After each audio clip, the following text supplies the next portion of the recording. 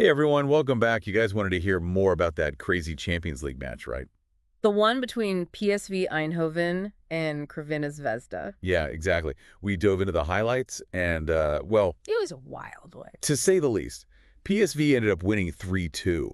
It was Oh, way closer than that score makes it sound, especially especially after, going down to 10 men. yeah, things got really interesting after that. Absolutely. I mean, we saw two headed goals off the same corner kick in the first half alone, From the same corner kick combo, too. then a red card and almost a comeback win for Crvena Zvezda. Yeah. This one had it all, so let's break it all down. Let's do it. So you were really interested in the tactical side of this match. And from what I saw, PSV came out super strong. Oh, incredibly dominant. Like they really set the tone. 2 goals in the first 20 minutes, both by Luuk de Jong, both headers. Both headers, wow. And get this, both from corner kicks. From corner kicks. Taken by Joey Vermin. So same corner kick taker, same score. That's got to be pretty unusual to see at this level, right? It's definitely not common, to have that kind of synergy on set pieces. I mean, it really shows you the level of understanding between those two players. Oh, absolutely. And not just understanding, but Veerman's delivery was just pinpoint. And de Jong's positioning, his timing in the air, it was all just perfect. I mean, I don't think many teams at any level can pull that off. Yeah, and it really felt like they were just getting warmed up. Yeah.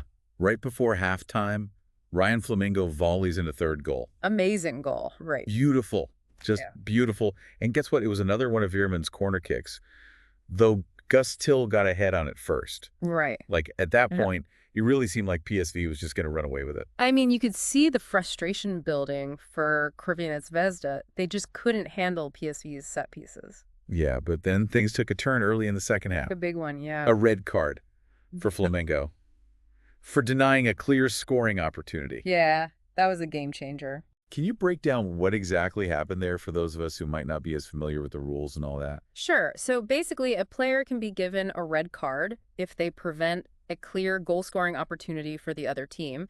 And in this case, the ref decided that Flamingo stopped a Crvena Zvezda player who was on his way to the goal, like he would have scored. So the red card really shifted the momentum of the game then. Oh, absolutely. Playing with 10 men is a massive disadvantage. Crvena Zvezda scored those two goals after that, right? They did. So, I mean, was it just that they had an extra player, or were there other things that went into it?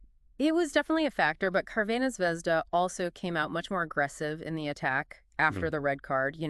They really started putting the pressure on and creating chances. And honestly, PSV showed some defensive weaknesses too. Interesting. Remember, this is another game where they failed to keep a clean sheet away from home, which has been a bit of a trend for them in UEFA competitions. Huh. I hadn't realized that. If you look at the replays of Crvena Zvezda's goals, which, by the way, were both headers. Really? Both headers, too? Yeah, both headers. And you can really see how PSV's backline struggled to keep up with Tarif Ndiaye and Nasser Giga, especially on their runs into the box. So maybe some weakness in their zonal marking system. It's possible. It's definitely something PSV will need to address moving forward. You know, this is interesting because while those two goals from corner kicks in the first half were impressive, Very. like really impressive, Oh, yeah. do you think it's possible that their reliance on set pieces, early on at least, might have kind of masked some of those defensive issues? That's an excellent point. I mean, it's something we see sometimes in football where a team's strength in one area can overshadow weaknesses in others until they get exposed. Exposed, like almost losing a game after having a 3-goal lead. Exactly. Yeah, So yeah. even though PSV held on for the win and it was a super exciting finish, Oh, it was. it wasn't perfect. So where does this leave both of these teams? Well, for PSV, this win puts them in a really strong position to advance to the knockout stage, which, is a huge deal. The Super Bowl of European football. Right? Exactly. Yeah. And for Crvena Zvezda, this loss, unfortunately, means they're out of the running. Man, what a dramatic match. It really was. You know, I keep thinking about what you said about a team's reliance on one strength, maybe making them predictable. Yeah, I think that's an important lesson, not just for PSV, but for any team in any sport. Like, sure, it's great to have a go-to tactic, but you can't let it overshadow everything else. Right, you need balance. It's like you can have an amazing offense, but if your defense isn't solid, you're still going to struggle. You can't win if you can't keep the ball out of your own net. Exactly. Football's a game of strategy. You need it all. Totally. And as fans, that's something to really keep in mind when we're watching these matches. Yeah, it's more than just goals. Exactly. So much to think about, right? Wow. Until next time, Keep exploring and enjoy the beautiful game, everybody. See ya!